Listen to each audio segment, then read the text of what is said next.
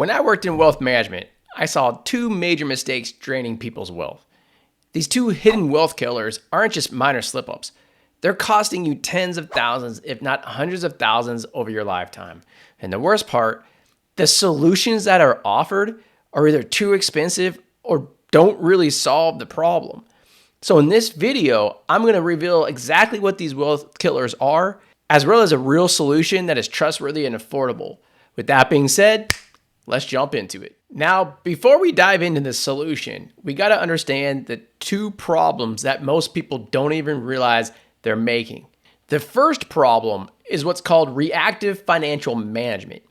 What that is making decisions only when the financial issue comes up. But in reality, these choices are all interconnected. Without looking at how these pieces work together, you can make costly mistakes. And I'll explain this first problem of reactive financial management with an example. Say I'm only focusing on student loan repayment, and I want to figure out if I should be aggressively paying off my student loans or should I go loan forgiveness. At first glance, paying off my loans might look like the better option because I put an extra like $100,000 or $200,000 in my pocket.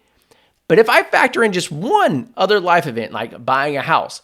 So in this example, if I add that one life event of buying a house, loan forgiveness is actually the better option. And if I ignore that, then I literally would make a $100,000 mistake over time. And that's just one mistake. Now imagine making multiple decisions like that over your lifetime without considering how they all fit together. And that's where people lose tens of thousands, sometimes hundreds of thousands of dollars, actually potentially millions of dollars without even realizing it. And so that's the first problem that we see is reactive financial management. The second problem that we see is inefficient budgeting.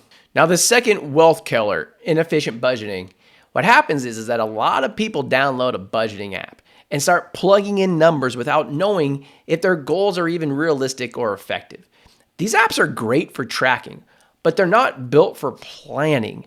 Without a real financial plan, you end up making decisions that waste time and money, and you have an ineffective financial management strategy. And so for both of these problems, we need a solution. The solution you need is to move away from reactive financial management and instead use adaptive financial management.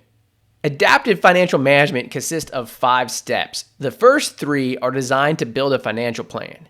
Once you have that plan, you know which financial products you need and what's actually important to track. This saves you both time and money because you're not guessing or reacting. You're proactively managing your finances. And by tracking it over time, you can then adapt your financial management strategy as things change. Maybe your life changes, you have a child, you need a new car, maybe economics things change. When that happens, you just go back to step number 1 and go through the process again. That's adaptive financial planning. Now that might seem simple. However, I mentioned earlier that traditional financial planning can't fully solve the problem. And that's because financial planners typically cost between $2,000 and $6,000 a year. And even then, they can't manage all the moving parts in your life. So for example, if your plan has just 7 life events, there's over 5,000 combinations of decisions that you can make. No single person can track or manage all of that manually. Now, if you want to learn more about how adaptive financial management can help you avoid these wealth killers and take control of your financial future, be sure to watch this video next where I break down the 5 steps in detail.